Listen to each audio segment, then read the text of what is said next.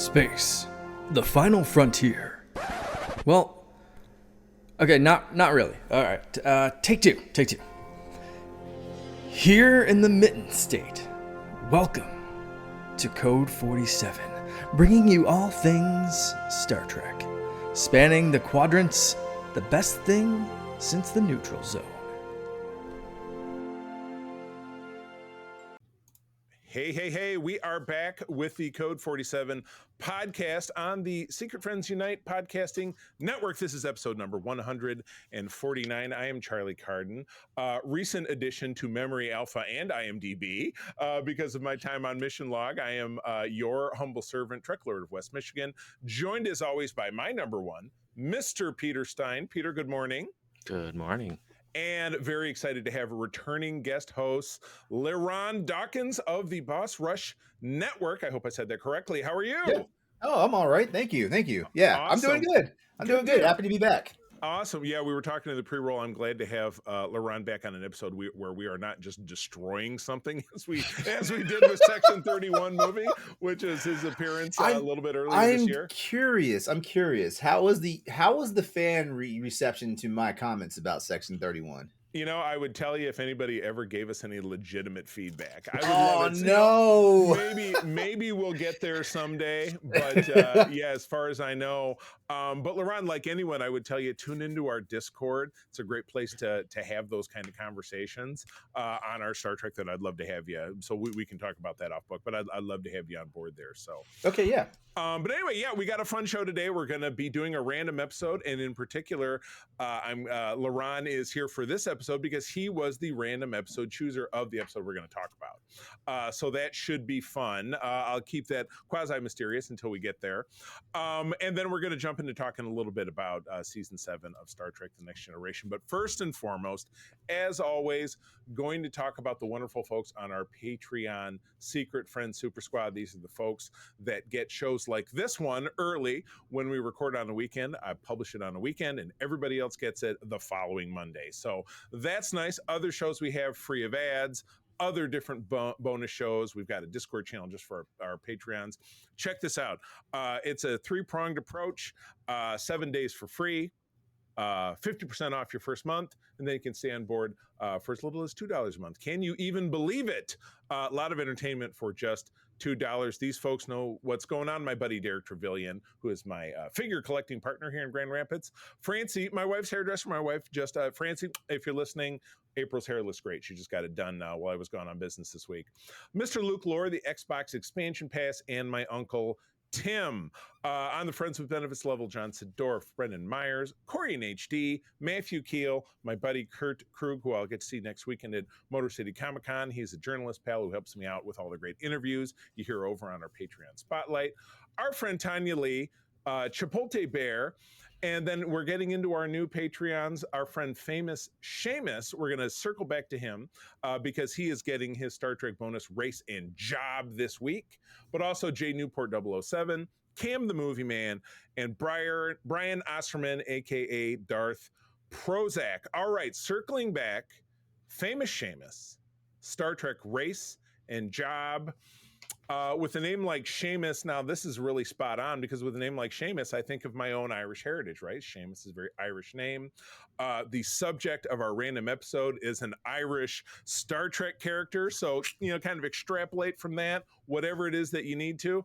But I'm going to say he is a holographic character in Tom Paris's Fairhaven holodeck program on Voyager, and he is the dentist. He is an holographic Irish 19th century dentist. There you go. Nice. Peter, off to you. Well, I'm going to go off the wall like I normally do. And because it was in my brain, I'm going to go with a benzite. So, the guys with the breathers. So, and then for job, we're going to go somewhat tied to yours, but a little more off the wall. And you're going to be running the 10 forward on one of the Starfleet vessels. Oh my! So, okay. A benzite. So he's kind A of getting high. benzite bartender. He's getting high on his own supply while he's pouring Well, drinks. Like, so I mean, it's LeRon, synthahol, so it doesn't have fumes. You got to make your own. yeah, exactly. Unless you're making what's that dream with the Guinan was making that one drink once that Oh, the sunset. Yeah. the sunset. Yeah, exactly. Correct. LeRon, you're more than welcome to jump in if you want to give this an off the cuff, or you're welcome to take a pass. I know we just kind of threw this at you. I don't know. I kind of want to participate. Do it. Wait? So just so I'm So- on point on this. What's the You- rule? It's a Star Trek race, Mhm. alien or otherwise, or whatever it is, and then an occupation, a job. A Star Trek race and an occupation. Okay, I thought I had it right. Okay. All right. So actually, one of my all time favorite races is the Trill. So yeah, I would go for Trill. And I would probably say for the job, you know what? Actually, because I just got through watching Star Trek Insurrection not too long ago. I loved Ensign Perrin, and I would have to say, someone at the helm. Okay. Nice. Yeah. So Gotcha. a red shirt that's got guaranteed plot armor. Gotcha. You're Right, not yeah. gonna die. Yeah. Yeah. Which is funny because the person who preceded Ensign Perrin in Star Trek First Contact was Lieutenant Hawk, played by Yeah. Neil McDonough, who did not have plot armor because he got mortified and then shot and And- flew off into And then space. following Insurrection, I don't even remember his name, but he got sucked out Oh, into he got space. He got She's sucked the- out the. She's the only one who In the films, who doesn't get blasted out some Well, you know because what? in Generations the helm officer got knocked out and then Deanna had Yeah, to do it. I was going to say in deference to Generations, that is actually Tracy Lee Coco. Yeah, she didn't die. Who but- played Jay, who was a background player that was and I think that was she may have survived Generation. We know each other. Well, she was in Insurrection. She was in Insurrection because she was in the dining hall during the opening. So the scene. character didn't. Oh. So like in Generations, he didn't die. Right. It was just like you're Yeah. just not flying the ship. Insurrection, your helmsman didn't die, You're right.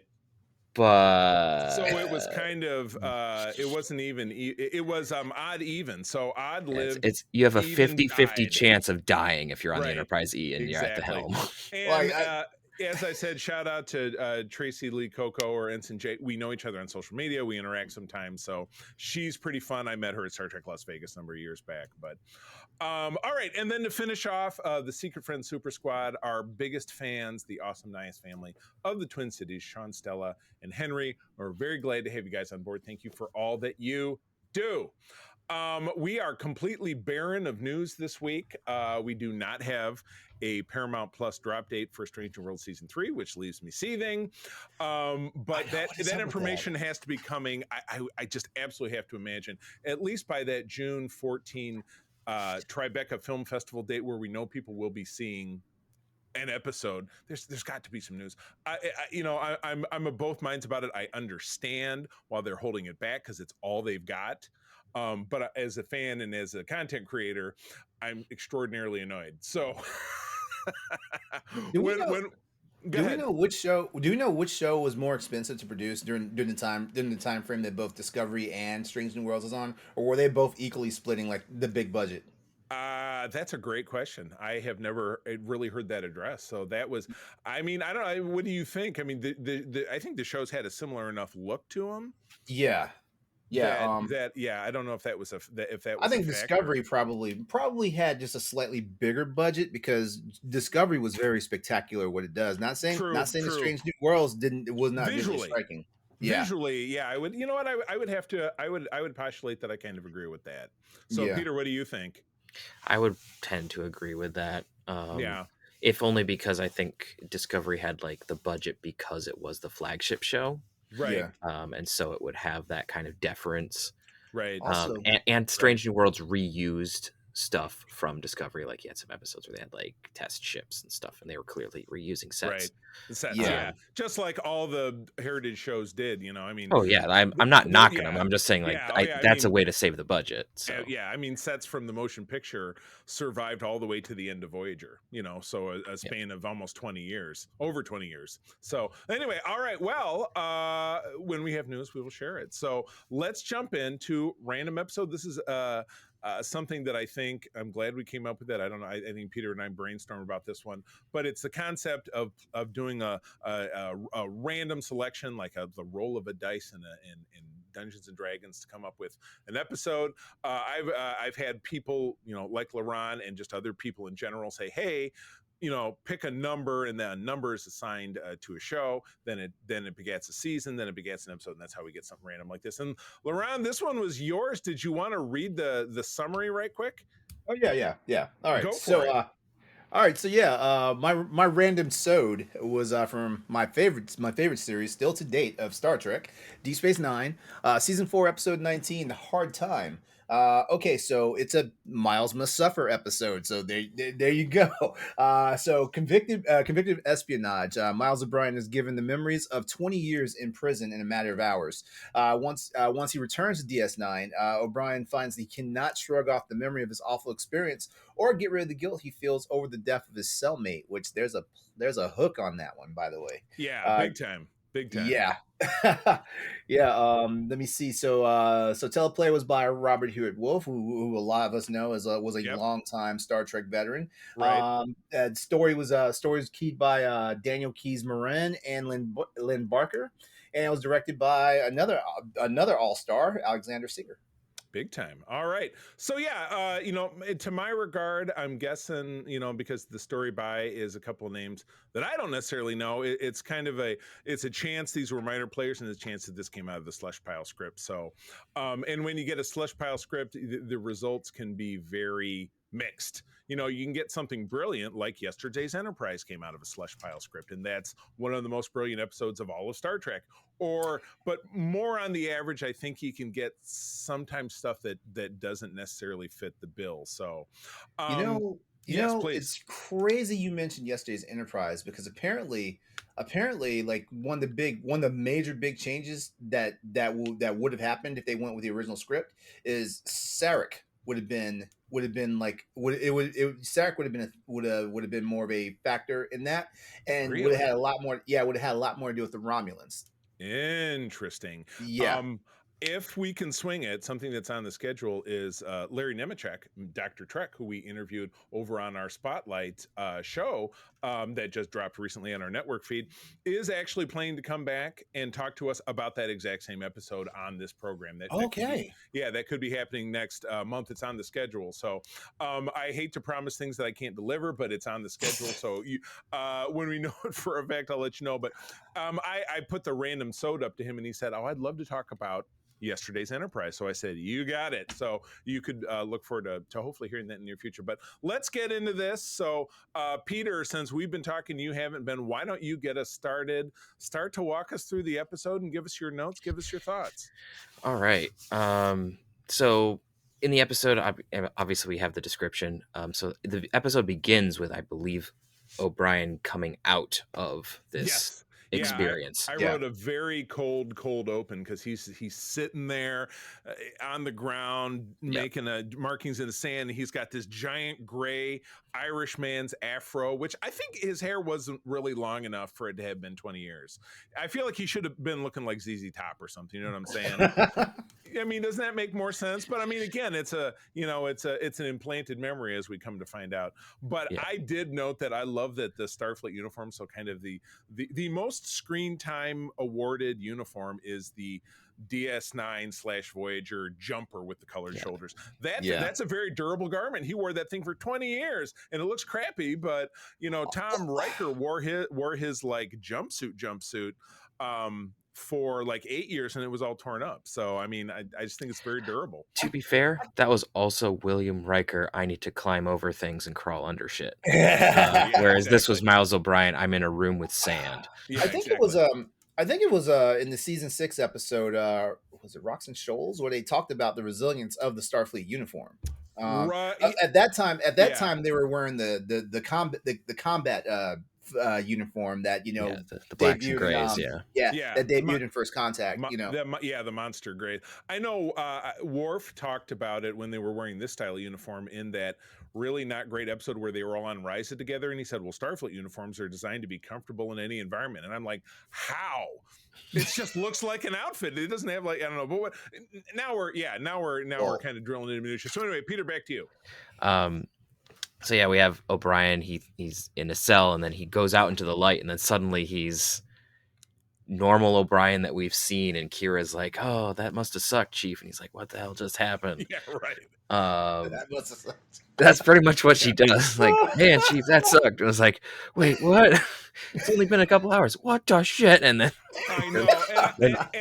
I got to tell you, they kind of lost me right here, because again, listening to Kira describing, then again after once we get into the first act, after the opening credits, Cisco goes on to elaborate when he's explaining it to Keiko, is that he was fiddling around. They thought he was committing espionage. He was tried, convicted, and corrected.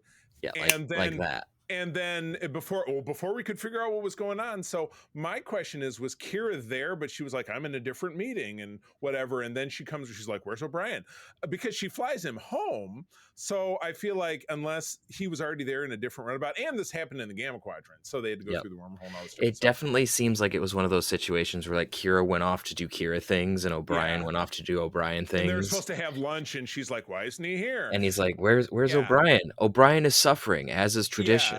It seems super sus that Starfleet wouldn't have gone like ape shit that they did this, because it's a complete violation. He was assaulted, and they imposed justice on him. I mean, as noted in the fun facts when we go back after the episode, they do this again in Voyager, with a development that makes a lot more sense, but we'll talk about it in a minute. But I was already like, this is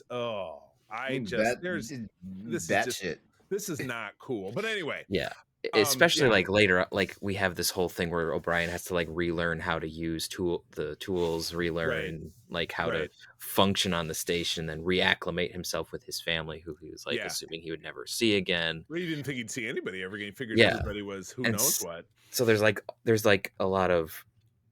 this really kind of fun scene where it's him talking to Jake, and it's like, this is this hyper spanner and this is that. And like, that was kind of fun. It's like, you got it, Chief, we're good. No, I really think we should need to go through it again. And Jake is just like, no. I'm the chief. It's my call.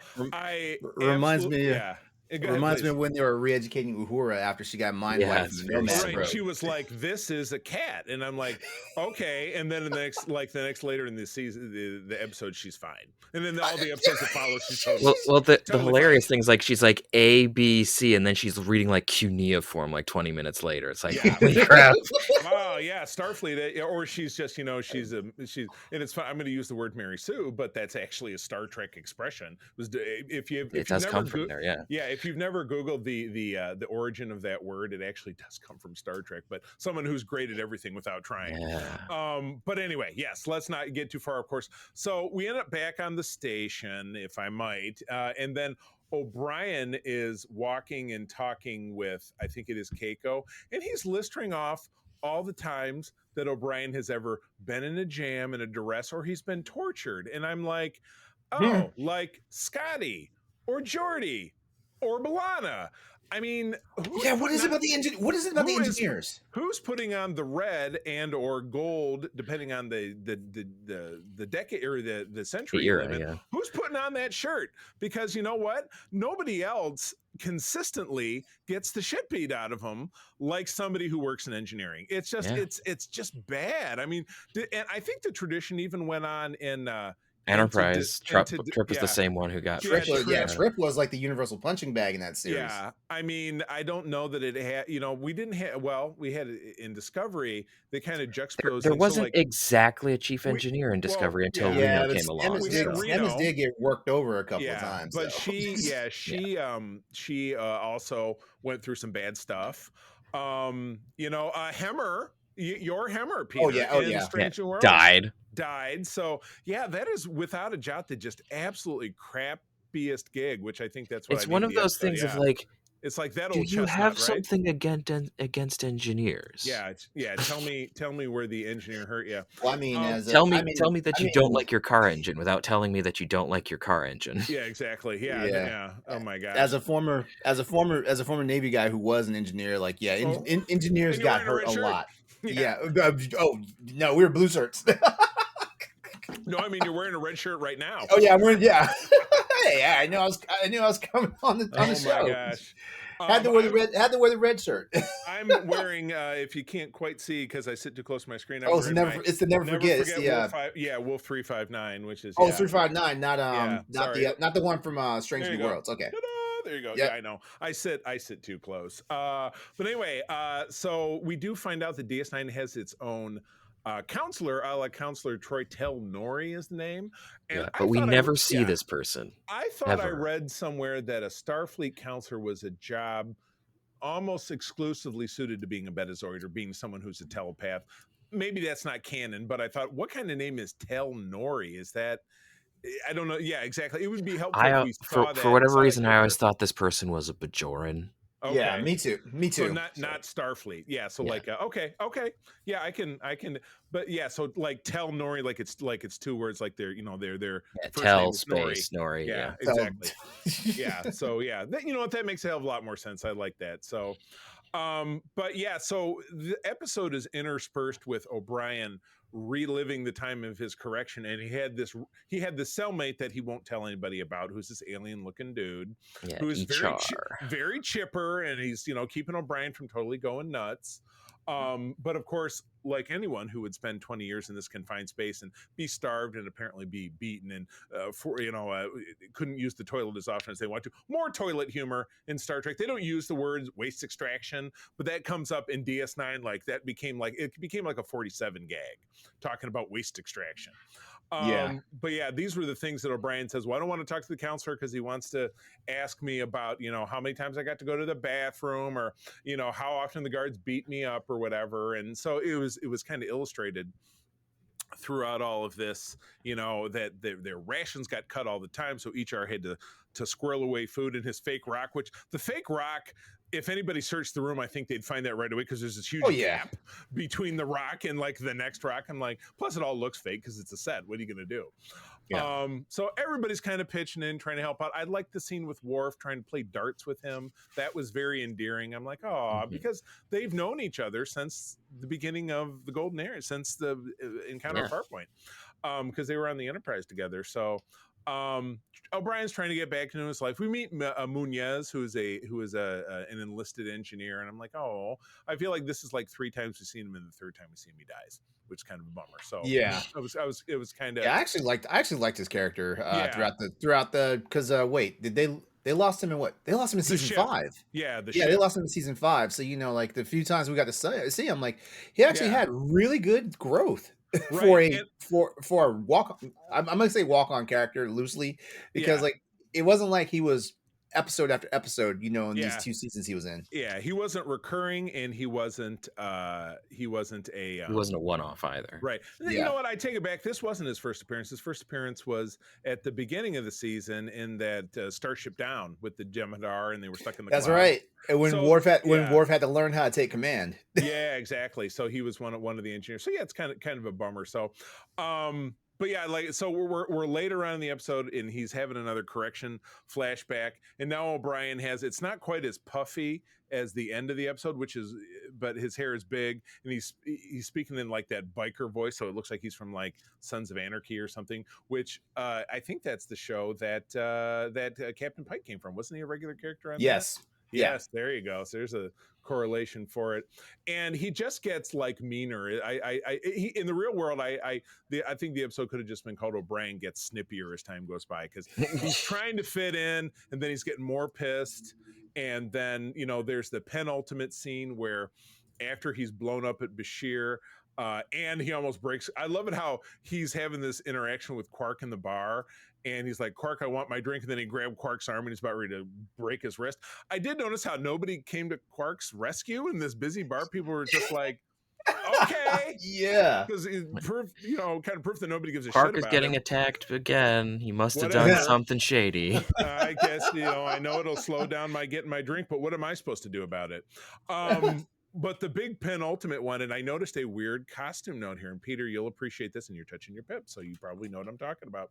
When O'Brien's getting his dressing down from Cisco and they're sitting on the little couch in Cisco's office, I've noticed as time went by with any of the turtlenecked outfits, and I have several because I'm a customer just like Peter is, they developed a curved backing to the rank pips, which at this point I don't think they have, because Cisco's is like at a tilted angle where it's pointing down as you look at the close-up of his neck, which is just like, oh, that's not a good look. Yeah, I did notice that, and in my rewatch of it to get ready for the show, I did Yeah. notice that. And I was like, man, like I don't know. I'm always one of those people. Like, I'm kind of like the uniform police. Like, oh my god, there was a stretch Us of too. Voyager. There's a stretch of Voyager where Tuvok and Paris were wearing the wrong damn rank. Yes, first season. We talked about this extensively in something we did recently, Peter, didn't we? Yeah, Yeah. Oh, it was what it was? It was when not to brag, it was when I was on Mission Log with John Champion. We were doing the episode Fury from Voyager, Yep. which had to do with Kes going back into the past. We talked about it recently on this show, where it was at one point they had the pips wrong, but they had it wrong being right because Tuvok had his regular pips, but at that point he would have not had those pips. Oh my, yeah, it was a mess. It was a mess. Oh my gosh. So we get to the point, and again, I will not use the S word because I don't want us to get flagged on YouTube, but O'Brien flips out at his family and Bashir again, and then he goes to a cargo bay and he pulls a phaser out of I love a classic Foley thing is that what is obviously a plastic case, he flips the top of it, when it folds down, it makes a noise. And he pulls out a phaser and he's going to point it at his own face for the purpose of what you would expect him to do. And O'Brien, and then Bashir shows up. He's able to talk him down from it, and it's then that we realize we see his final correction flashback, which was just before the end of when the correction ended and he snapped back to normal life. That he and HR got in a big argument because he thought HR was smuggling food for himself, and O'Brien kills him, unfortunately. Hopefully that doesn't get us flagged. I feel like there's a big continuity gap in that scene where Bashir finds him in the cargo hold. Yeah. O'Brien wasn't wearing a damn com badge. How'd he find him? Oh, you're right. He was relieved of duty. Right. Yeah, you're right, because when he storms out of Cisco's office, he snaps at Dax. Then he gets in the turbo lift and he flings fling his badge. So that's good. That's a great question. Life sign scanner. Yeah. It is Bashir using medical equipment for ways that it probably shouldn't be. So being able to find people with his he could have simply guessed maybe everybody's got a chip, like I'm sure we'll all end up with a chip eventually, so the government can keep track of us. And you're right. That's a very convenient. And then again, it makes me think like this was a slush script, and whoever was the story editor just didn't catch it, which is but that's good. So in the final analysis, O'Brien has to kind of he did in his correction, he found out that HR was keeping extra food, but then he killed him because he thought he was holding out, but he really wasn't. And so O'Brien has to live with this, blah, blah, blah. So he comes out of it, and Bashir convinces him, hey, O'Brien confesses the whole thing about the cellmate, and yada yada yada, talks him down. And so they're having a walk and talk for the final scene of the episode, where O'Brien's like, well, there's not really anything we can do, which again, this was kicked off with, well, all of his memories are real and there's no way to remove them unless we, remove all his memories, which we can't do.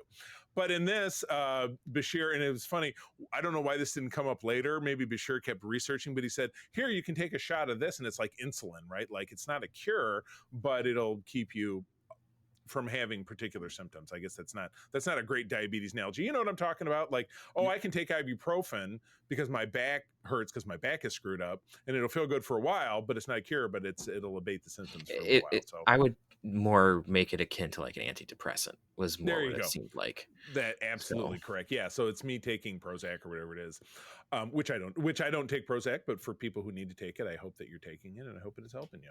But taking it. yeah, absolutely. Well, I mean, have you ever met somebody who is Yes. kind of off their meds? Who's Yes. on meds and Yes. who's supposed to be on meds and off of them? Yeah, I can think of Yes. some very specific examples that I will not bring up of people that we all know. We shall not point names or name fingers. Yes, but exactly. Yeah, Peter knows exactly who I'm talking about. So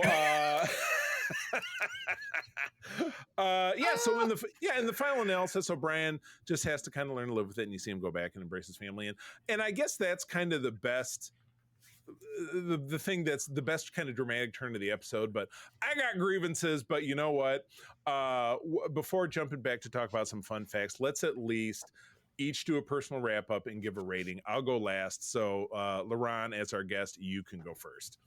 Okay. Okay. So I've done 3 now. This is my 3rd episode with you guys doing this. I 2. I think it might be 3. If I'm forgetting, I apologize. Oh, maybe I'm confusing my back and forth with Super Friends Unite as well. Maybe that's what it is. Okay. But okay, so I think I universally said that like TNG is like my kind of like the series that bore me as far as Star Trek goes. Same. DS9. Okay, so Berman era Star Trek kind of had the same thing. You saw it from TNG to DS9 to Voyager to Enterprise and stuff like that. They had these things where you have these times where it's like, oh, this is Star Trek, and then there's like, oh, this is drama, stuff like that. Right. This is one of those melodrama episodes that actually, like hits a mark because like it talks about PTSD, it talks about like wrongful convictions, things of that nature and stuff like that. And also it balances out like it balances out this whole thing where it doesn't wind up feeling like a boring episode because like like we're actually seeing like from the flashbacks what he went through. We're seeing from the people around him what's going on, stuff like that. This is a hallmark episode for like for how people deal with trauma and stuff like that. So like in my personal opinion, like even though like this is not like the quintessential DS9 episode because in season 4, like we had the conflict with Klingons going on, Cardassian, Cardassia's acting a fool, and and all this stuff.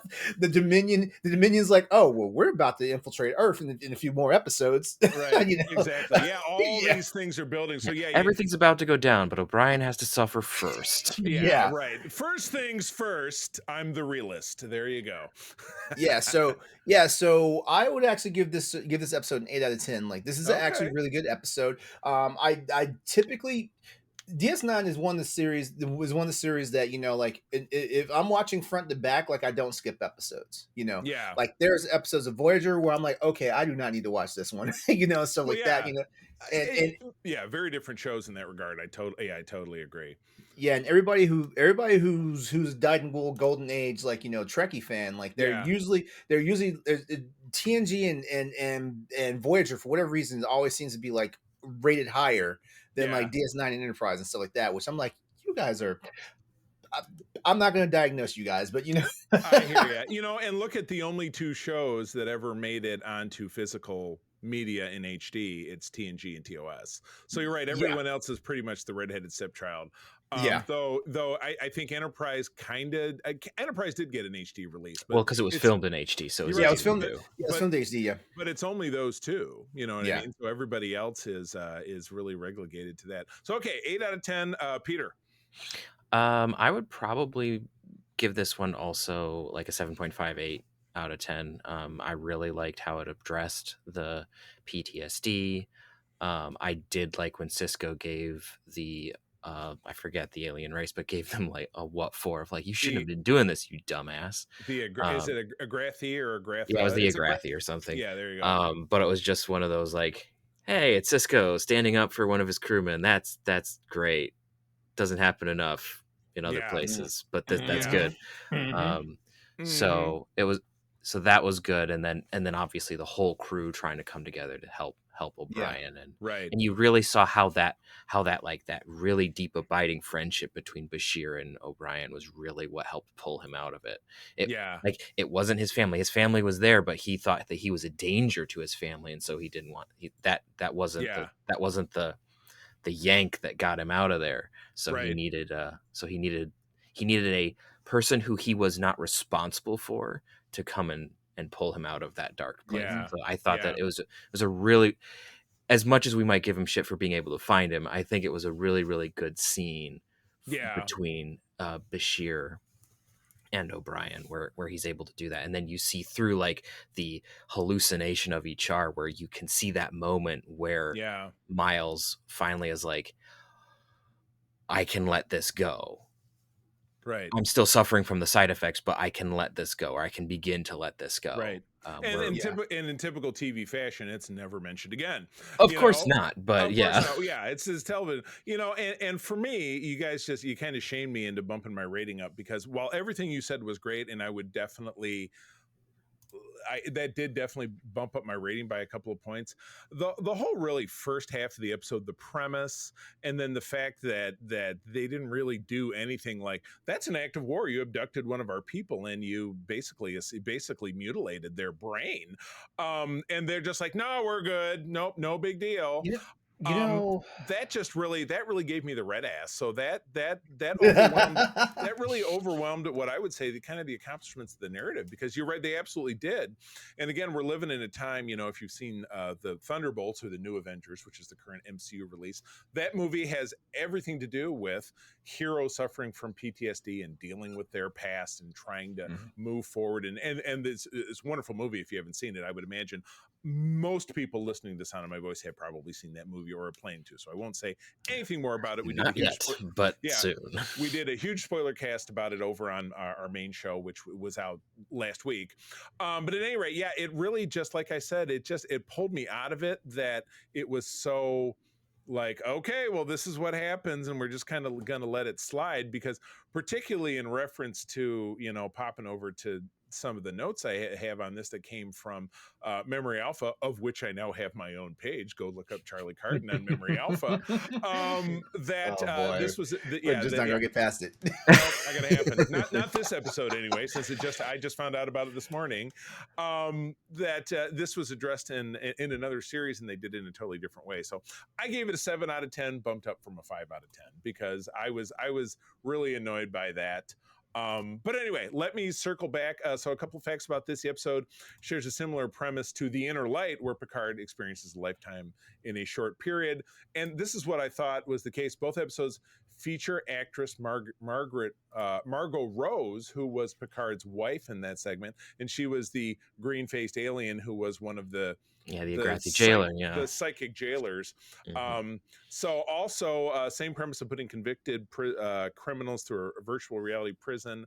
Was over decades of imprisonment in a few hours, was wrapped in an Outer Limits episode called The Sentence. I've never really watched The Outer Limits. I'm aware of it. I know it was a show back in the day, and then there was one in the 90s, which I could tell because it aired it said 4 months after this episode. So, but the one where I really have rubbed is the fact that this, what I feel like is almost exactly the same, was done in a very early episode of Star Trek Voyager, the season 1 episode Ex Post Facto. Tom, who was wearing red, and the pilot, we were just talking about pilots, standing in for O'Brien. Paris has to experience the final memories of a man he was convicted in killing on a regular basis, like, it was like a 12-hour period or something. He had to relive it, and Janeway wasn't like, okay, well, I guess that's what you're gonna have to do, and they just left. She was like, she put Tuvok on it and was like, nope, we don't believe our guy did this, which is weird because it was early in the series and Tom was a convicted felon, so convict. I'm glad that they decided to give him a shot, because in the end of it, he was framed. But they actually pursued getting it redone, where, they were like, well, there's nothing we can do, and I guess he's going to be just fine or whatever. So I guess that really kind of annoyed me, that I feel like they didn't really do anything to it annoyed kind me of retribution. Too. Yeah, it annoyed me too. It also, I don't know, Starfleet gets on my damn nerves sometimes, in all seriousness, but also I think about it in the same way. I'm a veteran for the United States military and stuff like that. And there are a lot of times where if something happened, depending on your pay grade, how high or low, how high up the chain or how low you were, the military will leave your ass to dry. Yeah. It will leave you out there, and like, so this always pisses me off, in the fact that like Roddenberry created the mythos that Starfleet is not a military organization, but it had the military structure, and Right. it repeats all the same things that modern military does right now. I'm like, we're in the 23rd, 24th, now 25th century of Star Trek, so like that, and you're telling me like I'm not saying like everybody's worth going to bat for, but like, there's been situations where like like the slightest thing happens to a Romulan ambassador, on a Right. Federation planet, and the whole fleet's coming. Right. Yeah, exactly. Exactly. So yeah. So in the final analysis, so we'll wrap it up. Any final thoughts, Peter? You're the last one. Any final thoughts before we move along? No, I don't think I have anything else to add on it. All right. Well, we will be back in our next episode with another random sode, which I'll keep it a secret because I don't necessarily remember what it is. I think I know what it is, and we may or may not have a guest, so we kind of went back and forth about that. But you'll have to tune in to find out. But with that, we do move right along to talking about part 2 of the 7th season of Star Trek: The Next Generation. And based on our comments from last time, we're kind of sliding into a little bit of what we consider to be kind of a creative lull, a kind of like, we need to stop. Pretty soon we got to stop at the gas station because we're getting below the slash of great story ideas. So yeah, that's kind of where we're at. So we're going to talk about a handful of episodes. I will jump in. Actually, no. Let me ask you, LeRon, and refresh my memory. Did you watch these when they initially aired in 1993? Were you a fan back then? Yes. Yeah. Okay, Wait. gotcha. Let me see. November '93. Actually, okay. So funny enough, like, I had just enlisted in the military at the time, so I wasn't able to catch every single one of season 7's episodes. When they aired. But I was able to catch up. I was able to catch up by the time like All Good Things came out. Okay, very good. So by And the as a end matter of of the fact, season, you were. yeah. By As the a matter end of fact, season, it was a big deal too. Like, I mean, like, that's when I found out that there was a lot of Trekkies in like the unit I was in, because like Yeah, when that's when awesome. All Good Things premiered, Yeah. like the guys like found a way to secure the cafeteria and get You two have a watch TVs in party. there. Oh, that's Yeah. awesome. Oh Yeah. man, Yeah. where were you stationed? Stateside, or you were? Let me see. All Good Things aired. I was stateside. Yeah. So Yeah. we were in Norfolk at the time. Oh, Stuff like Norfolk, that. Yeah. gotcha. Yeah, May Yeah. of '94. Very good. That actually, and we'll get there, but that actually aired the weekend that I graduated from high school. So I'm probably about a year younger than you, a year or two. Okay.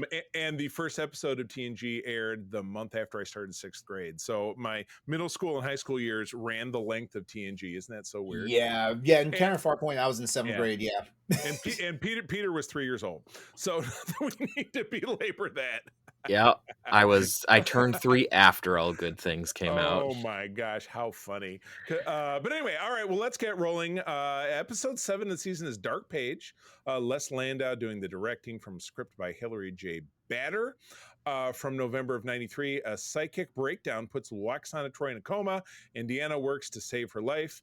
This episode most notably featured a very young Kristen Dunst, our own Mary Jane Watson from the Tobey Spider-Man movies, and a lot of other great stuff, playing the little girl Hedril of this race, whose name I am forgetting. But yeah, it kicks off with Lwaxana as in her ambassadorial role, helping a new race, getting ready to apply to be part of the Federation. And this race they're 100% telepaths. They don't really talk very often or at all, actually, so she's teaching them to speak. But in doing this, it unlocks a repressed memory. And the repressed memory, as we go all the way through this, turns out that Deanna had an older sister named Hestrel who died in a drowning accident. And obviously the memory's so traumatic that Lwaxana suppressed this within her own mind. Deanna never found out about it. Deanna's father subsequently passed along, so there was no chance of it coming out that way. And she erased basically any reference to the existence of this child. But it was the Hedril girl, the Kirsten Dunst, at least to Lwaxana, looked enough like the kid, which in the flashback memories, Kestra and Hedril don't look anything alike, but you can understand. It was one of the, I think the final straw was Lwaxana was, hanging out with Hedril in the Arboretum, and she slips and falls in a puddle, and then it brings all the memories flooding back, and she passes out. Oh yeah. So we do get to see for the first time a representation of Ian Andrew. That was Troy's late father. Keep in mind he did take he did take his wife's surname, which is very progressive. We have couples friends that they have a hyphenated of each of their last names, which I think it's very progressive. I like that. I think they found a good match in this actor. I think the guy looks quite a bit like Marina Sirtis, so I thought that was great. But it also gave us a kind of another weird mutation of what the monster maroon turned into in the 21st century. Because Deanna was born, I'm gonna pull numbers out of the head, in the late 2330s, I think. Somewhere in there, yeah. And the monster maroon survived until about the year 2350, and in the early 2340s is when Yesterday's Enterprise happened. So by that time they ditched like Belt. the shirt underneath changed and the belt was gone. And by the very end, thanks to a costuming error, the TNG badge shows up on it in the recording of Jack Crusher that Wesley watches, which would have been in like 2348 or 49. So this is and then when you saw Picard and his friends in the Tapestry episode, it still had the belt, but the shirt was different. So I don't know. It was probably one of those like, hey, we need to have a monster maroon, so let's pull it off the rack. And it's not the same, but so we'll explain it as a difference. Whatever. Anyway, I'm down a rabbit hole. Please stop me. The episode in general, for character development of Loxana Troy, who is definitely a good episodes, bad episodes, I thought it was okay. I thought it was kind of a cool story that revealed something. It was a little dramatic, it was a little soap opera, but you know what, I enjoyed the ride just because I enjoyed the character of Loxana Troy, and I like Majel Barrett's portrayal, and I like Marina, and I like her portrayal of Troy, so I thought it was really well handled. So that's my take. LeRon, what about you? Actually, yeah, I actually like this episode. It was one of the few times that Loxana like did not feel like a character. Because of course, like the next time we see her is on DS9, and of course she's back to being the Loxana and stuff like that until she gets that connection with Odo and stuff like that. But yeah, like this is one of the first times that we've seen Loxana not being all like super like amorous to like Jean-Luc and all this stuff. Like she it was like for his episode she actually out there like, I have a job to do and stuff like that. And then of course in the process of doing this job, like a horrible trauma like overcomes her to the point where it looks like like we might not ever see his character again and stuff like that. I thought it was a good episode. Dramatic, which like that era of Star Trek can be, and I'm not saying this is a bad thing, because because I'm starting to understand why like a lot of people like look at New Trek now and it's like, why can't it be more like that? But I'm like, no, more like that, you're gonna be pissed, because it's like, where's all the action at? Because I'm sorry, like, I think we've all been affected by Abrams like restyling of Star Trek now, to where like we can't go back to the Berman era of Star Trek anymore. It's bygone. Yeah, absolutely. Just like the Roddenberry era of TOS was gone by the time they did this. It was just it was just, there was a lot of differences in tone. Yeah, but with Dark Page, like powerhouse performances by Majel Barrett, Marina Sirtis. I've always felt like, and I've never really liked the Troy. I did not start liking Deanna Troy until the movies. I did not really start liking her. I take that back. Actually, the episode where they hit that quantum filament and busted up the Enterprise, and Ro was like challenging her. Disaster. There you go. Yeah. That was the first episode that made me take notice of Deanna, and stuff like that, and of course when Jellicoe slammed her and put her and made her wear a uniform, I was like, finally. It absolutely changed the game. Yeah, and she gets in that later in the season is when she finally decides to really take that next step. That'll be fun. Peter, your thoughts? Yeah. I am not the biggest Loxana Troy fan, as everyone who's listened to this show knows. It's not that I hate the character, just she drives me up a wall. That's the point. I think she's supposed to. She's supposed to. Like I enjoy her most of the time, but at the same time, just like but so this was a very different take. Well, not a different take, but a different facet of Loxana's character. And so in that sense, it was interesting in the way that's like, she's less boisterous, she's less all of this thing, and she's wearing dark, and you have Mr. Hom who's worried about her. Right. Which is like, you don't really see him, but like it gets mentioned a couple times, like Mr. Hom is upset. And That's kind Right. of fun. Yeah. But it's also interesting how they explore the relationship between Loxana and Deanna in a different way, where Deanna's the one who actually has to help Loxana. It isn't a Deanna having to go, "Mother, I'm an adult," like that, which is I'm an usually adult. what Yeah. happens when Loxana's on the ship.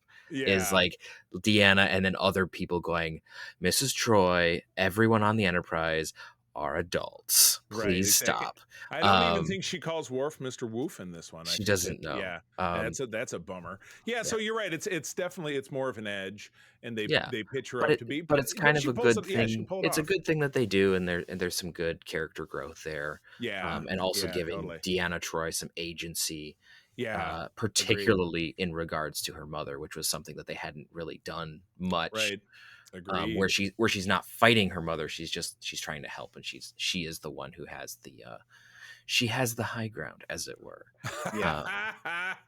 So you underestimate my power.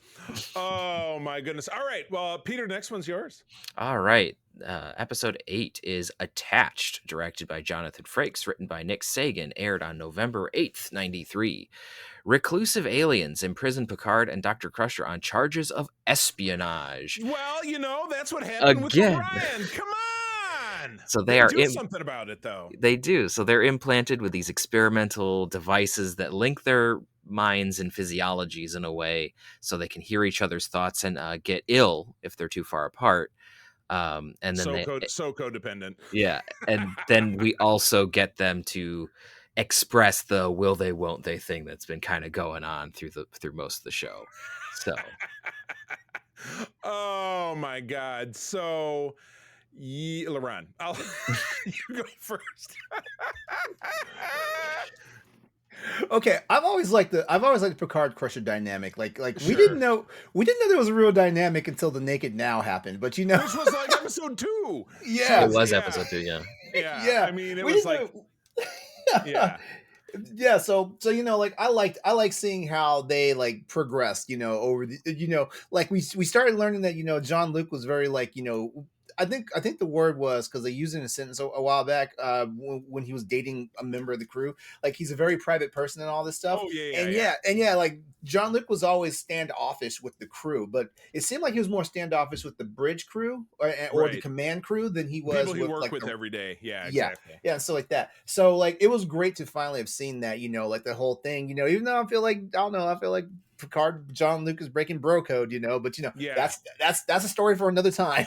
Right. Yeah. Right. Yeah. Because his best friend, who's been dead for 25 years. Oh, whoa. Yeah.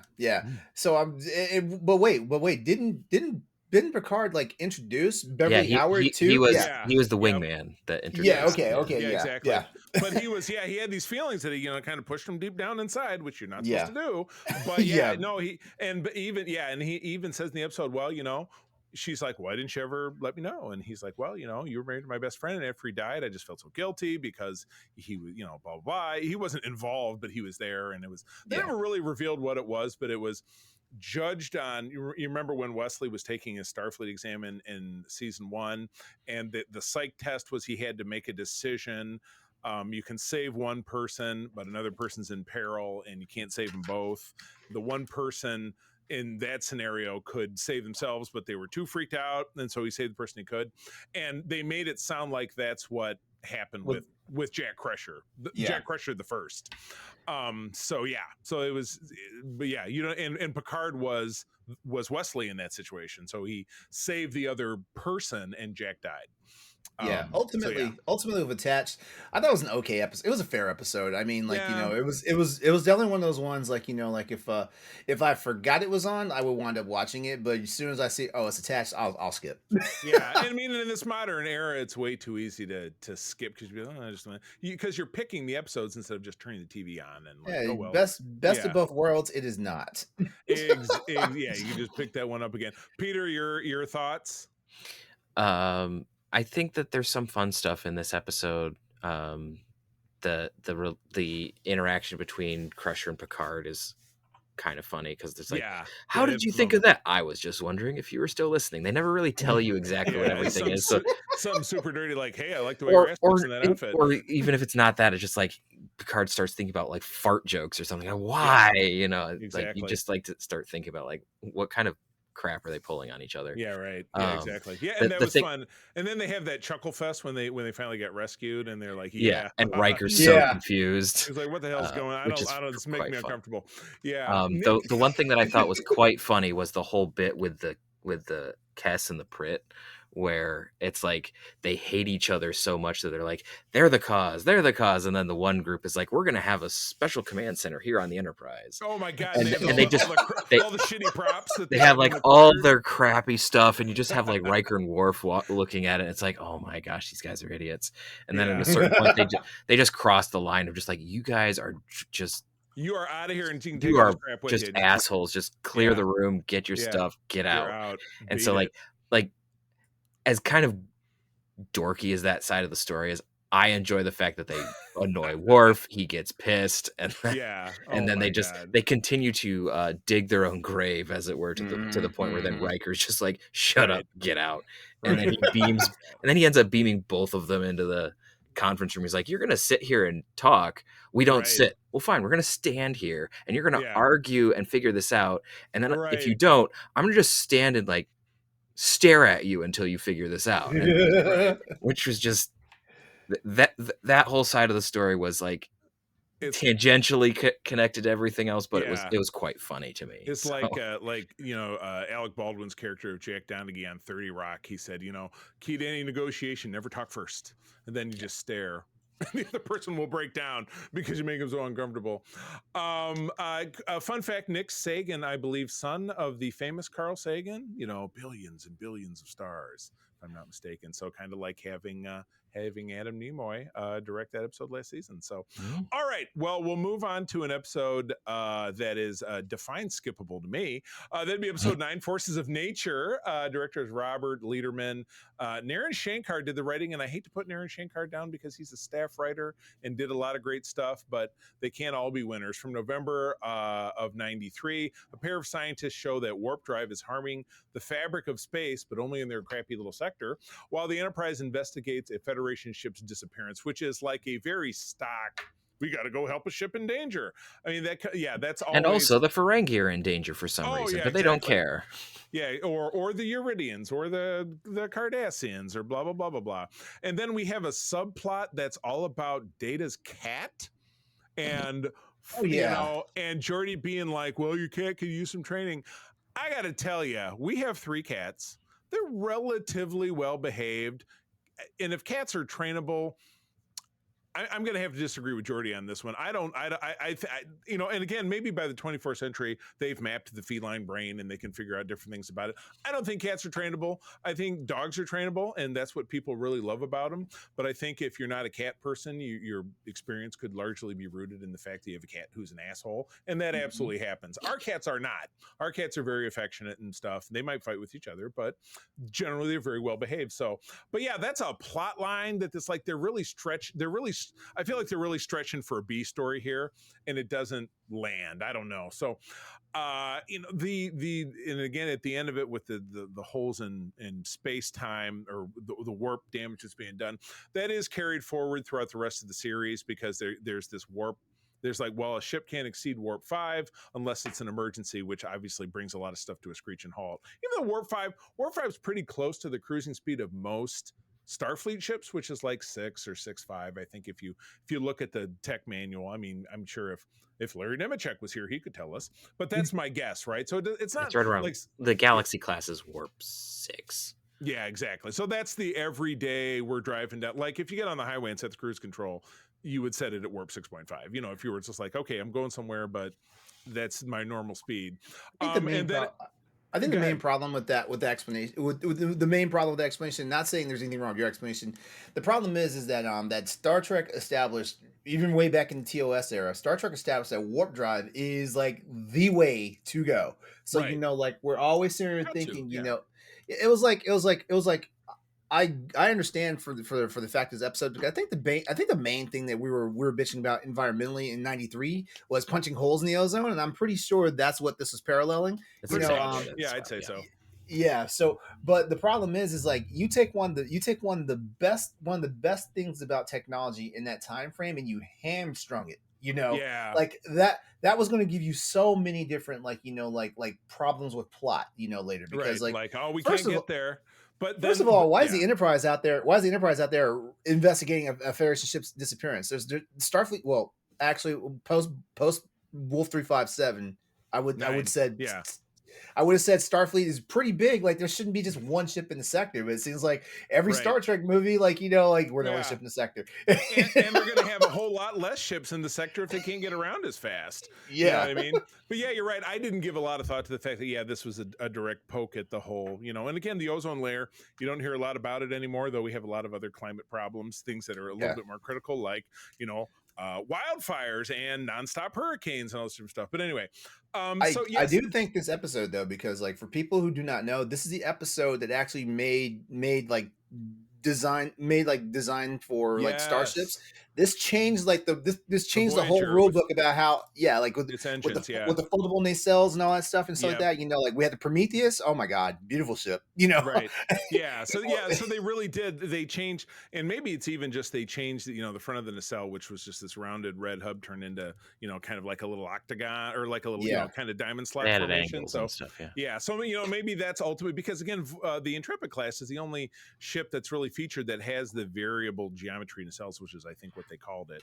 And then eventually this problem just never after TNG, this never gets mentioned again. But they do, you'll hear in Picard's logs throughout the rest of the season, we've been authorized to exceed warp speed limitations for the duration of this mission. Yeah, it comes up. Yeah, so actually, at least the Defiant. They mentioned something about the Defiance design that it was designed to get around that because the nacelles were on the hull of the ship and stuff like that. So the ship was just one big okay. So so eventually even they figured out that this was a hamstringer and we need to get away from it. So based on that, and then based on the B story about the trainability of a cat, this one's a dud for me. Just kind of going nowhere. I don't know. Any other thoughts, Peter? It's not really my favorite either. It was interesting to me how they had the activists be so willing to like violently prove their point that they're not only hamstringing, like they're actually sabotaging ships, but then one of them is willing to go blow herself up to make which she does. Yes, exactly. Which she does. Yeah, it's not and cool. So it's like there's part of me that's like, that's interesting because there are a lot of extremists out there. Absolutely. But it's also like, if you're trying to make a point that this is a bad thing, I don't think having your biggest proponent go and blow herself up like an absolute crazy person is the best way to go. Yeah. Like they were like enough's enough. Like if you're not gonna listen to me when I was trying to like make it like simple for you, like I'm gonna have to, art imitates life. Yeah, no, it makes sense in the sense like that's the perception of how things work, but it's just one of those like, I don't know if that's necessarily the case for the Federation if you're able to stick your logs in there in a way that made sense, because even like you had Data and Geordi who were looking at things, and they're pretty on top of it. So this just shows how flawed, if not humanity, if just like all the civilized like civilizations are in that, even in that time period and stuff like that. Like the Romulans ignored the fact that their damn sun was going supernova. Well, that's a sore issue. And then they didn't really. They needed the Federation to bail them out, and when the Federation didn't bail them out, they were stuck. But yes, that's a bird of a different feather. So all right, let's keep the ball moving. Peter, number 10 is yours. All right, episode 10, Inheritance, directed by Robert Schreier, story by Dan Kopel, teleplay by Dan Kopel and Renee Echeverria. Aired November 22nd of 93. Data encounters a woman claiming to be his mother, while the Enterprise assists an alien planet in restabilizing their planet's core, which is not important to the story at all. But And then you guys wondered why I said TNG is like my most boring series. Well, to be fair, this is season 7. Yeah, exactly to your point. We've reached the apex of their like, let's get a B story, and it's just some mumbo jumbo bullshit. They're like, I gotta train my cat. I gotta do it. The only uh the only part it does come into prominence, but not in it does have something to do that affects the plot, but it's way small. So Yeah. and that's in the fact that so this woman says, I was married to Dr. Sung, and I was his compatriot in creating androids and stuff, and blah blah blah. And then Data investigates it, and he finally determines that she's telling the truth, because otherwise it could just be, but again, why would she be lying about it? But he needs to know because he's very analytical, because he's an android. So they go through this, and he figures out that she really was married to him, and all this different stuff. But he starts to have his suspicions about it, which are confirmed in the only part of the Planet Core thing. When she falls down and breaks her arm, she's an android. But she, I love the rapid fire. So that happens obviously at a commercial break, probably between acts like 5 and 6. And so they come back, and she's lying on a bio bed. They put her back together. And then Jordy has this techno babble. He's going to explain everything at once. Oh, she's been programmed to put out this bioelectric field that makes her seem human. And then this is where they threw in one that I was like, I saw what you did there. She's got a program that makes her appear to age just like Data, which had never been mentioned before in 7 years of the show. Yeah. So, I mean, obviously Brent Spiner who's a lovely guy, by the way, and I've met him several times on the cruise and at cons and stuff. Very, very funny guy, but he ages like anybody else. So there's only so much they can do. And it's really evident at the end of the season, where they're recreating scenes from before the show started in All Good Things, where he's aged in 7 years like anybody else does. And then they find different ways to get around that as the character continues to go on. But this is the first time that they mention it, but they just kind of slide it in. It's kind of sliding into home. You know what I mean? So when I saw it in the first place, I was like, even I was 17 when I saw this episode for the first time, and I was like, that's pretty convenient that they just decided to announce that he's got an aging program. And that's why, his hair. And it's funny, there was one when he met Dr. Bashir last season on the show, and Bashir's asking him some, Dick and Jane questions about, does your hair grow? And he says, I can, but I've never done it. But in season 2, Brent Spiner almost had a mullet because his hair was a lot longer in the back. And then the next season it wasn't. So he does still change his hairstyle. So there's a lot of inconsistencies about Data in general that they try to slide it into this episode. But first of all, I think it's a fine story, but it's also another great example of something that never, ever, ever gets mentioned ever again. Granted, we're at the end of the series, and it wouldn't necessarily make any sense that it would get worked into the movies at all, but yeah, it never gets mentioned again that he had a mother. We even get Dr. Sung back, because Dr. Sung had a biological son that we meet in Picard, and then he dies, and off screen, and then his personality gets married to Data's personality, gets married to Laura's personality, gets married to B4's personality, into Super Data that we get in season 3 of Picard, and but no mention of his mother, and she never comes up again. So it's a throwaway episode, and it's another one of those, like, I don't know how to feel about it, but it did give us that absolutely out of nowhere Data appears to age, even though he's immortal, but he appears to age. So it's just like that alone. I was like, nah, I don't know. Ron, where do you stand with this one? Oh God, this was another snooze fest episode for me. I mean, it was nice. It was nice that the plot twist was that she was an android and stuff like that. Right. At least instead of a Romulan spy or something. Yeah. At least they kind of threw us a bone on that one. Kind of kept it interesting, like what the hell's going on, stuff like that. Yeah. But like I said, there's more. I don't know. There's more misses than hits for me than in season 7. Oh God, yes, absolutely. Actually, if I'm being honest, there's more misses than hits in like the entire run of TNG. Yeah, well, in the back half, probably after season 5. Yeah, I want to say that because I wasn't here for when you did episodes 1 through 6, but the Gambit 2-parter was great. We loved it. We loved the Gambit 2-parter, and wasn't that Robin Curtis? It sure was. I'll tell you what. Hopefully you're still working with us when we get there. But when we finish doing all the episodes, In segment 2 in the future, we're going to tackle all of the two-parters. So since you like that one so Oh, much, nice. I'll nice. see if we can. Yeah. So in segment 2, we'll just have a deep dive into just that two-parter. Okay. So we'll see about bringing you back for that one. I'm going to make a mental note. I'll put it in the schedule because I'm Thank a you. nerd and I have a decade-long schedule for this show, assuming that we're still making it in 10 years. And I'm going to put your name down as a potential guest star. So since awesome. I will remember that. So if you're still working with us, which I hope that you are, I hope so too. So Peter, thoughts here? I mean, you tipped it off by saying, "Oh, the B plot was meaningless." It was absolutely pointless. Yeah.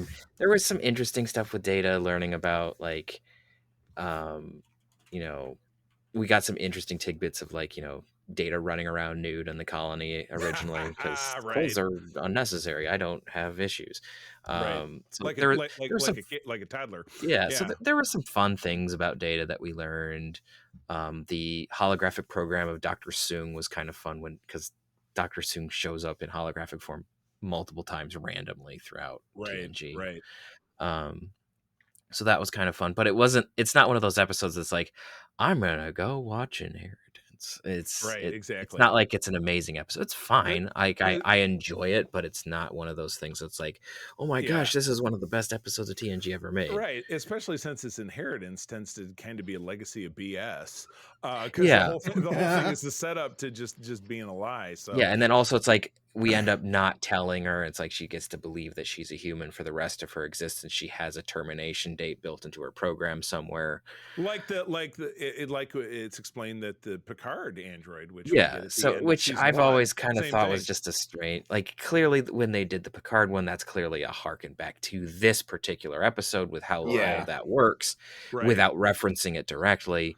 With Data being ostensibly immortal, even though he dies and comes back. And so it's just sometimes the things that Star Trek has decided to do with the Soong type androids, TNG did it in a weird way sometimes, and then Picard did it like in ways that drove me nuts. So it's like sometimes the way that we address the things with the Soongs are just weird, and this isn't the weirdest thing that they've done, but it does sometimes have moments where it's like, okay, exactly. All right, well, the next two are fantastic. I'll presuppose that. Thank God. I'll read. Thank God. I'll read number 11, which is Parallels, directed by Robert Weimer. Brandon Braga doing the writing, so you've got a big hitter. So we always hope that means it's going to be something great. It doesn't necessarily work out that way, but in this case, I think it did. From November of '93, Worf finds himself randomly shifting between alternate realities, the multiverse, that's very big in media these days, after winning a tournament and celebrating his birthday. This episode, it's a mixed bag because number one, it does give us one of my favorite uniform variants, which I like to use myself. Fansets, who is friend of the show, makes these badges. Peter, I assume you're wearing one as well. But they did branch out into making the Future Imperfect badges, which is the delta with the bars behind it, and the color of the bars indicates the rank, of the wearer. God, excuse me, which was translated into Discovery. They went to that 100%, which I didn't like. But this episode takes that badge and it incorporates that with the pips, so somebody gets two representations of their rank, which I think is awesome. And Peter and I are doing a photo shoot later this summer, and I'm going to work that into my costume because I think that's really cool. But I digress. But we get a lot of different kind of Worfisms, which are cool. And again, it's a lower-ish stakes episode because at the end of the day, he doesn't save anybody from anything, and there wasn't all he had to do was pretty much save himself. But we do tee up, which goes through the rest of the series, this romance between Troy and Worf, which everybody hated. The actors hated it. The fans hated it. It was reviled. The only person who didn't pay any attention to it was Riker. He was like, okay. It didn't get to be an issue until the future alternate scenes in All Good Things with where they're trying to you see all of them as old people, and he's like, well, she died, and Riker saying he died, and then it was a rift between Worf and I that was never patched up because he always felt that I didn't approve of them being together or whatever, and so it's like it's a misnomer. I like everything else about that, and I love seeing different uniforms. We get the return of Will Wheaton as Wesley Crusher. He is the in the universe where all good things ended with Picard dying and Riker took over and Wesley stayed on, and he took Worf's job as Worf gets promoted to first officer, which was pretty cool. It's kind of a bummer for Data. Data gets passed over for absolutely everything. He's the only character who never gets a promotion. No, Beverly. Him and Beverly are the only people who never get promoted throughout the entirety of TNG, all the way through the end of the movies. Everybody gets a promotion except for Data, but Data's dead by that point. But no, he gets Worf leapfrogs over him, but I guess it works for the purpose of the episode. So low stakes, love the costuming stuff. Nice to see Wesley one more time because I'm not a Wesley basher. I liked it. I was a fan. LeRon. Parallels is actually good. I've always liked episodes like this in Star Trek, and like either time travel or like some type of dimensional bending, or like stuff like this. So I've always loved this episode. I've always loved episodes like that. Parallels was actually a pretty decent episode. The rub was, of course, like the Troy Worf, because that hit me out of left field. As a matter of fact, this is one of the episodes I didn't see when it was live. So when I came back to it, I was like, huh? I was like, wait, what? Yeah. I was like, when did this happen? Because like last I checked, in Gambit, they were like Riker and Troy were still hot and heavy. What happened? But so that was weird. I'm trying to think. If you I'm looking at the credits for the production of the show and stuff like that. Brendan Braga, never mind. When did Brendan Braga start writing for Star Trek? I think right around this time. This might have been one of his early works. Yeah, it probably says, yeah. So if you navigate through the episode and you probably follow his hot link, it probably says, all right, so let me click it. Well, we'll pause for station identification. Career, blah blah blah. Started out as an intern on TNG in 1990. And then worked his way up. His credits on that series include a number of popular episodes, including Cause and Effect, Frame of Mind, and Parallels. So those were kind of his top Cause three and Effect, series. So he liked these mind bending episodes. So like, yeah, how do you screw the Riker Troy thing up? Yeah, I don't know it. Yeah, you're right. I don't really know why he would have jumped in and put. Maybe it was one of those like, hey, you know what? We got an overview for the season, and we're gonna do this because it was this episode, and then it was the Eye of the Beholder episode, which I think is in our next segment, where Troy has a vision of. Remember the nacelle tube?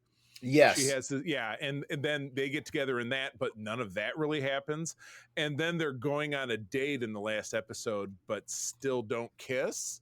And then we get to Generations, and there's no reference to it at all. So right, it's such a misnomer. So, but it was an episode I thought was pretty enjoyable. Good for Brand Braga for this, and the other two episodes that were mentioned were great episodes. But oh man, Frame of Mind is one of my all-time favorite TNG episodes. Yeah, without a doubt. Peter. I really enjoy Parallels. It was one of the earlier things in science fiction that I ever saw that had to do with alternate realities, in the sense that there was a multiverse. So not like this is distinct from the mirror universe, right? I liked this one. I always enjoy like the kind of the what ifs, like what if Wesley had stayed on the Enterprise? There's the one reality where Nurse Ogawa is Dr. Ogawa. There's the other and I think it's the same reality where Data has blue eyes.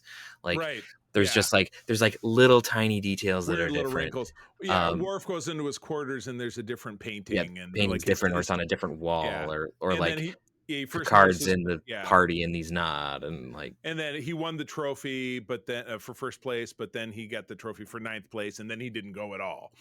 So he's just as he's bouncing through. So it's just I really like how they how they had like those details that they were to be able to pull out to show the differences in the realities, where like at first it's subtle and it's barely noticeable, where you're just like something's weird, but I don't know what until you start to see like bigger things, like, wait a minute, Data's got blue eyes. This doesn't make any sense. Wait a minute, where's Dr. Crusher? Like where they start to like pull out the bigger changes. So I liked how it went along.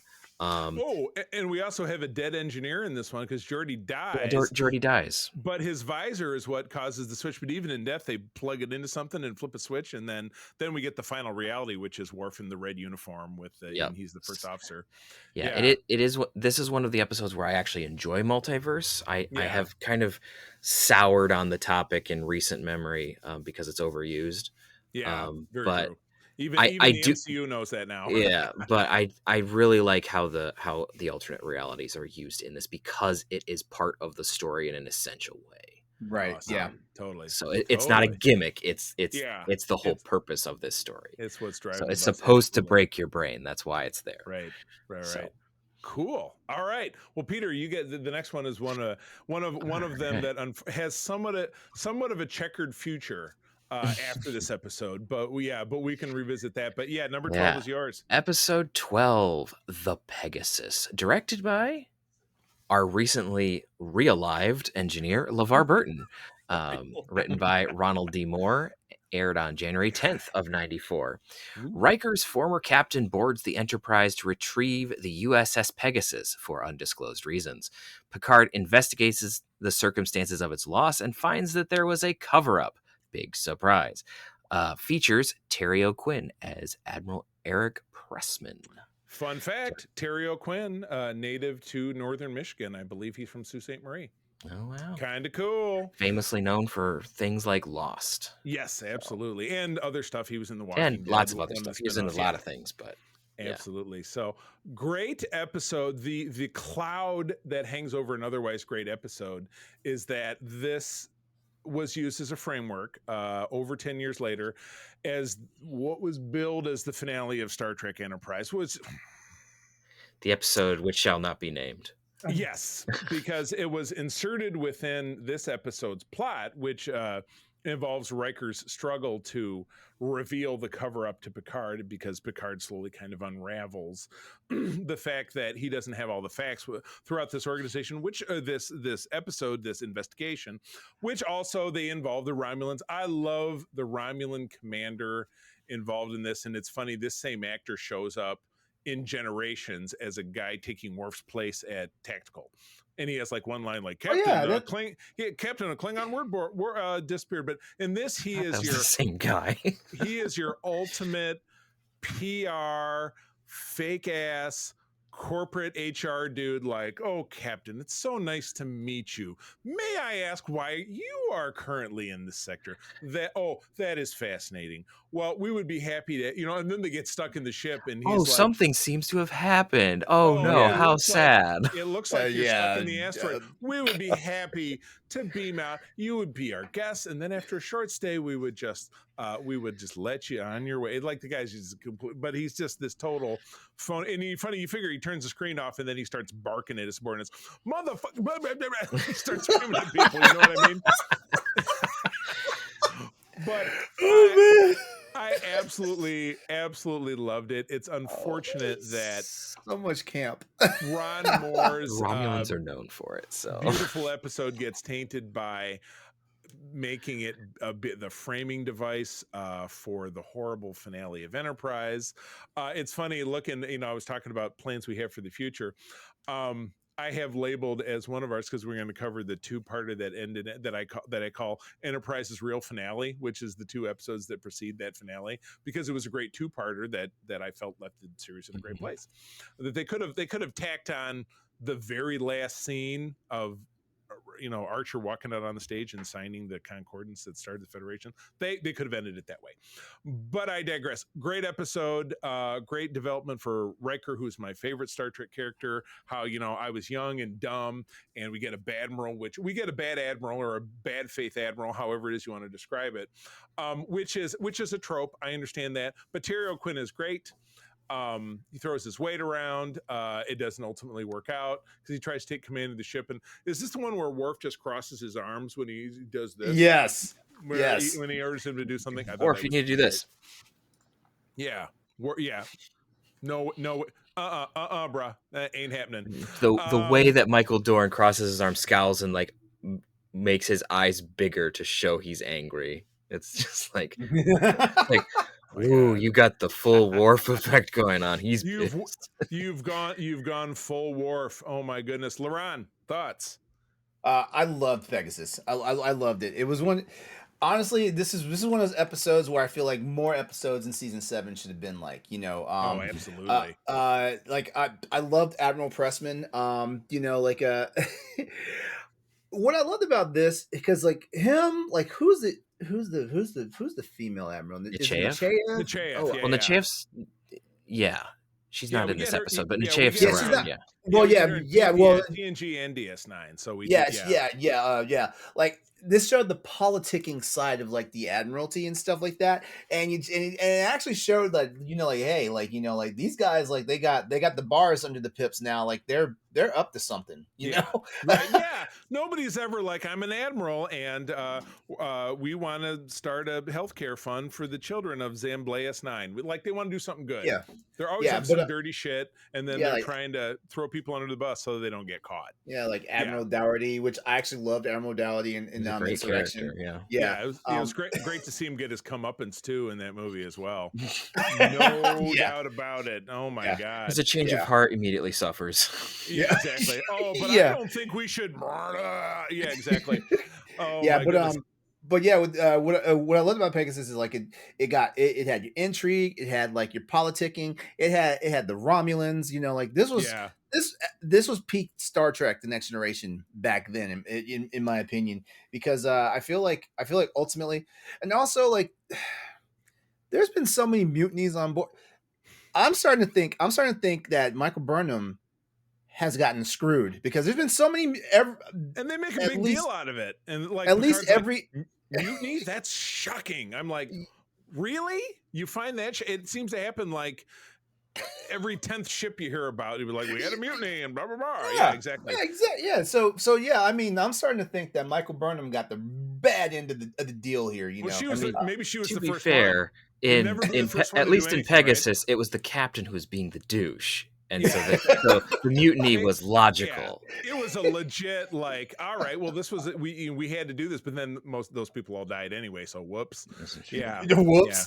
Yeah, exactly. So guys. Great episode. And again, they walk at the end of it.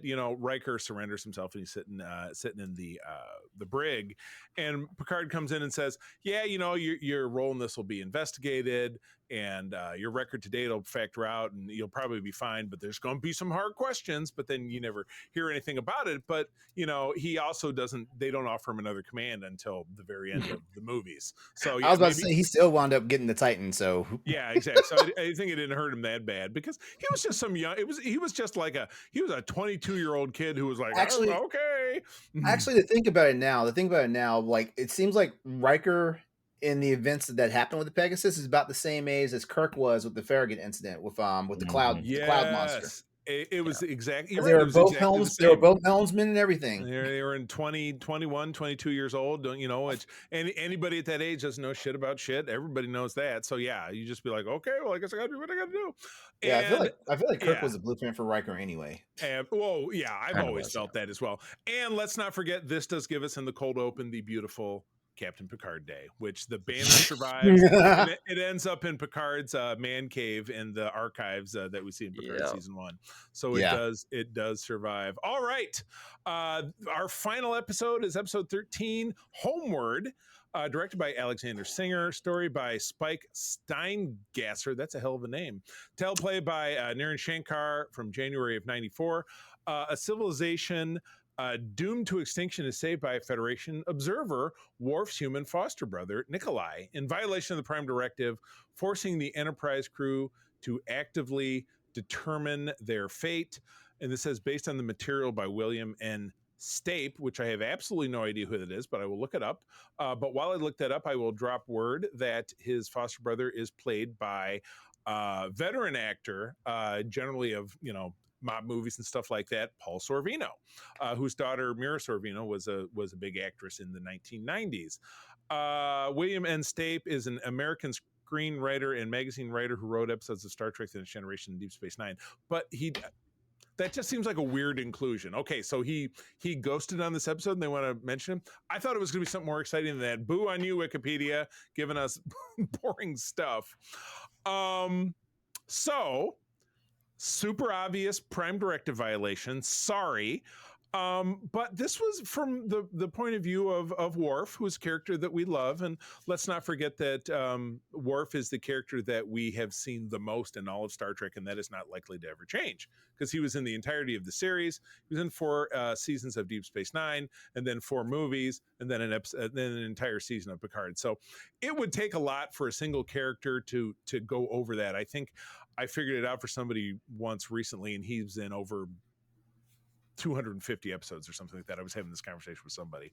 But yeah, we knew he had a foster brother because he was adopted by his adopted parents who were from Russia, who we met, who lived on a farm world called Galt for some reason. We know that his dad was ex-Starfleet. He was a non-com who was an engineer and who retired to be a farmer on a planet.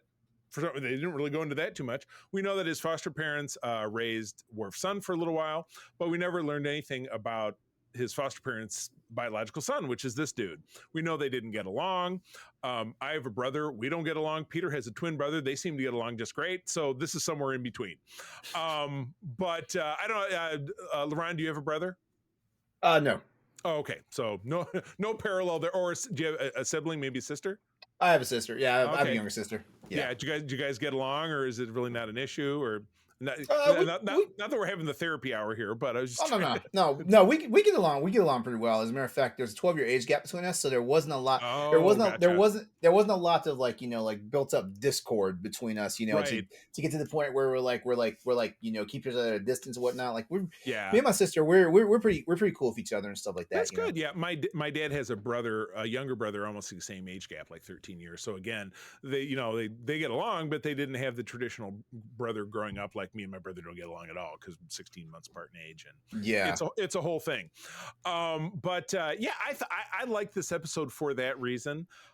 We do get Penny Johnson Gerald, who becomes Sisko's wife, whose name I'm forgetting, Cassidy Yates. Cassidy.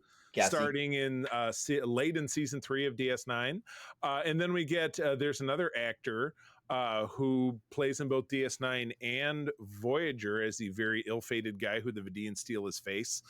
Oh yeah. Wait, that guy was in this episode? Yeah, he's the guy who wanders out of the holodeck and dies. Quite unfairly. He was. Yeah, so yeah, we get a little callback there. I like this episode. Some of it is pretty hokey, like, because they have to beam everybody onto the holodeck and make them think that they're on a journey because they're going to dump them on another planet that doesn't look like. But they're superstitious people that don't understand shit. So they're not like, well, the stars are going to look different, but it just means we've traveled to another land. So it's like they're pretty stupid, right? So they're going to be able to pull this off. But it's like the holodeck is glitching, so Worf has gone in disguise, and so we get to see Michael Dorn without all his Klingon appellations, which is kind of cool.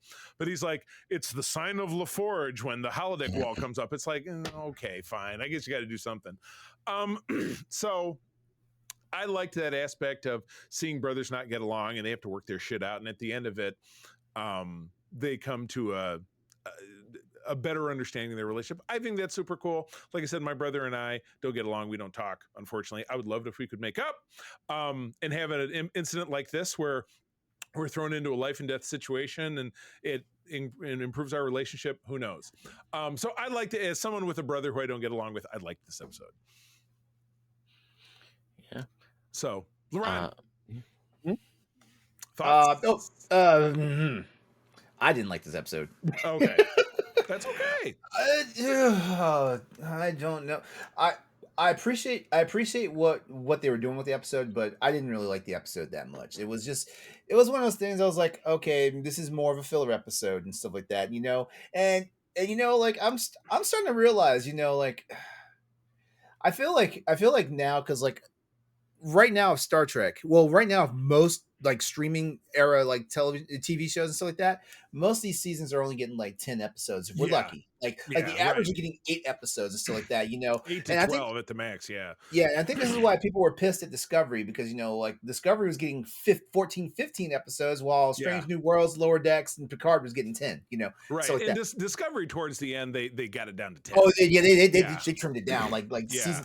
season 5. Like even my boyfriend was like, "There's only 10 episodes." Like yeah, like they scaled back this time. But this is one of those times when I sit there and I realize, like, hey, like this should have been a 15 episode season. Yeah. There could have been so much fat cut out. You're absolutely right. And I don't think this is the worst offender, but I totally get where you're coming from. It's not the worst offender. It's not the worst offender. It's not Sub Rosa. Yeah, we're gonna have Sub Rosa. That's gonna be in our last block, and it's Eye of the Beholder. Oh, we got some bad stuff coming up. Peter. I have mixed feelings about this episode. Okay. While I do like the interaction between Worf and Nikolai, that's very well done. Mm. I do find the overemphasis on the primitive nature of the alien race a little bit too much because of the stuff that they're carrying around doesn't put them in the Stone Age. Yeah. It puts them in like the really, really early rural Middle Ages. Okay.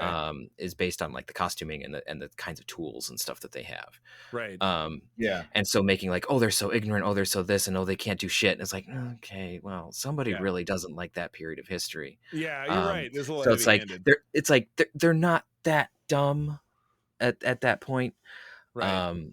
So it seemed like there was a little bit of projecting going on with the aliens. I mean, that's just a thing that happened it happened in that era of Star Trek. It still happens now. Actually, it's not unique. True. But true. it's just that's something that bothers me a little bit. It's not something that kills the episode, but it does annoy me. I think the thing that really drove me nuts was oh yes, we can't do anything because we're breaking the Prime Directive, but we're gonna sit here and watch everyone on the planet die. Yeah, big time. Like as much as I like to praise your moral decisions, Mon Capitan, that ain't it, Chief.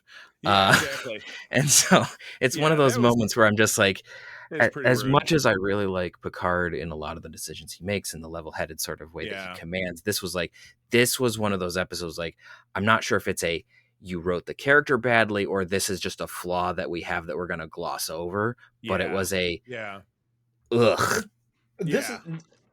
I'm glad you mentioned that, because this is one of those things where I think because of how they wrote the character, the fandom behind Jean-Luc Picard, have like gotten like really inflexible and stuff like that, because like if you look at Cisco, Janeway, Burnham, maybe Pike is a different. I feel like Pike is the best captain, but actually Pike and Cisco, we need to just put them in the boxing ring. We need to put them in the boxing ring and find out who's going to come out supreme. Well, we know who will swing first. Yeah, exactly. We know who punched Q in the face. Yeah, absolutely. Freeman. Like all these. Yeah. Everybody takes all these captains and puts them up against. They even put Sulu up against freaking Picard, and it's like, this is not fair at all, because like, and I think what Star Trek Picard tried to show is like the way he was in the series is why he was this lone bitter man. By the time we get to season 1 of Picard, stuff like that. He was definitely one of those people that could not see past his own uniform in certain instances. Absolutely. He got so magnanimous and all this stuff, and and Janeway was almost like that season 1 of Voyager, because oh my god, like her uniform was so stiff. I was like, she's gonna break her back. There's so much starch in her uniform. I don't think she could bend over. And her hair. Look at that. Her hair is not a hair out of place. Yeah. Right. So yeah, but in all seriousness, I think the other problem is, and Peter, you also.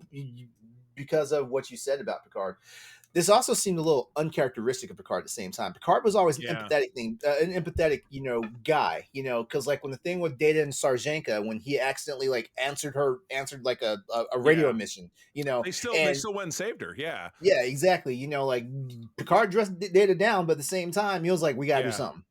It's probably because she was a little girl, and they were like, "Oh, fuck these people. We don't give a shit." I thought Picard hated children. Oh, you're right. That is a definite misnomer. I don't get it. Oh, all right. Well, let's wrap it up. We'll go through and pick a favorite and a least favorite. I feel like I know where this is going to go. I'll let Peter swing first. Favorite and least favorite. Okay. My favorite. There's a bit of a tie for this one, which is weird. So I'm gonna go with Pegasus.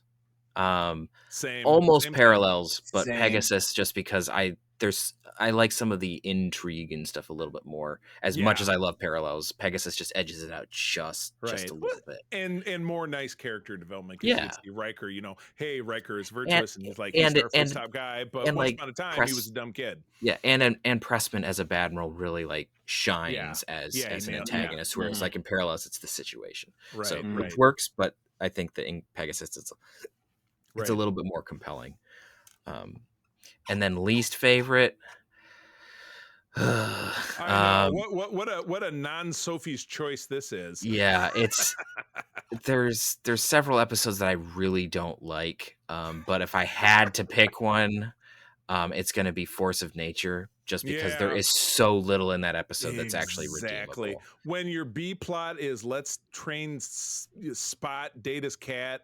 Just turn the lights off. It is done. That's rough. Oh yeah, that's me. Anyway, we had agreement here. LeRon, you had an agreement. What's your worst? I don't know, man. I don't know. Like a home, like a Homeward and Inheritance are like they're fighting. Gotta pick one. Actually, you know what? It's gotta be Homeward. It's gotta be Homeward.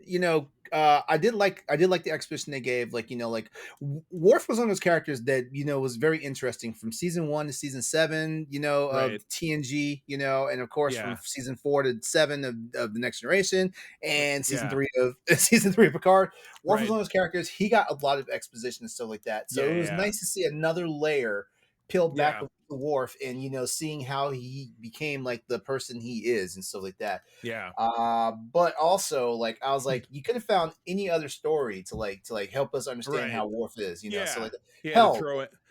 the hell's Alexander? You could have brought Alexander back to the ship, and we could have had some real Worf growing moments again. He was around. I figure the ship is so big, people just get lost, and that's why you never see him again. We haven't seen him in weeks. He must be living in the engineering hull somewhere. Alexander's somewhere in Cetacean Ops where no one goes, so who knows? Yeah, exactly. Just swimming with the dolphins. Never going to end up coming back. Oh my goodness. Well, that brings us to a wrap. LeRon, awesome to have you back. We will have you back again. Count on it. Where do people find you out there if they want to chat with you about Star Trek or whatever? All right. Well, you can hit me up any and all of my socials. It's real easy. Exodus 803, EXODUS 803. You can find me practically everywhere on that. I'm also with the Boss Rush Network. So head over to bossrush.net. I was about to say .org. Head over to bossrush.net. I'm one of the co-hosts of the Boss Rush podcast. Our new shows are out every Thursday. New shows are out every Thursday and stuff like that. And I've got my own little side projects and stuff going on, but of course, just catch me in any of my socials or reach out to me throughout the Boss Rush Network, and you'll find me. Excellent. Peter, what about you? You can find me around the interwebs at Petrus Aquinas on most of them. I'm more active on Discord, but I'm mostly silent. So if you poke at me, I might say something, but that's pretty much it. You can also find me over on ELH's Twitch and YouTube channel, where I'm playing a Temerian. And you can also find me behind the scenes over at Starship Excelsior. Love it. And as always, you can find me on the big socials. That would be Instagram, Threads and Blue Sky is at the C3 TheCeeThree. But just like Peter, I'm over on Discord. Our Secret Friends Unite Discord is a great place to talk about all things related to fandom and geekery. If you have a specific thought, we would love to get more feedback. And if you're an email person, secretfriendsunite@gmail.com. Drop us a letter.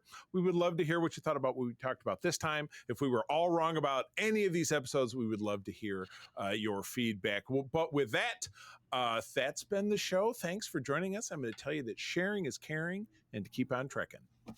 Peace and long life. So long. This podcast is part of the Secret Friends Unite podcasting network, available on Apple Podcasts, Spotify, and podcast services around the galaxy, as well as video on our YouTube channel. You can support Secret Friends Unite by becoming a Patreon member, get bonus programs and more over at patreon.com/secretfriendsunite. Join our Discord community for even more discussions on all things geek. For all the latest updates on Secret Friends Unite, make sure to follow us on Threads at secret.friends.unite and visit secretfriendsunite.com. Find our merchandise at TeePublic and Redbubble. Thanks for listening, and may the Force live long and prosper.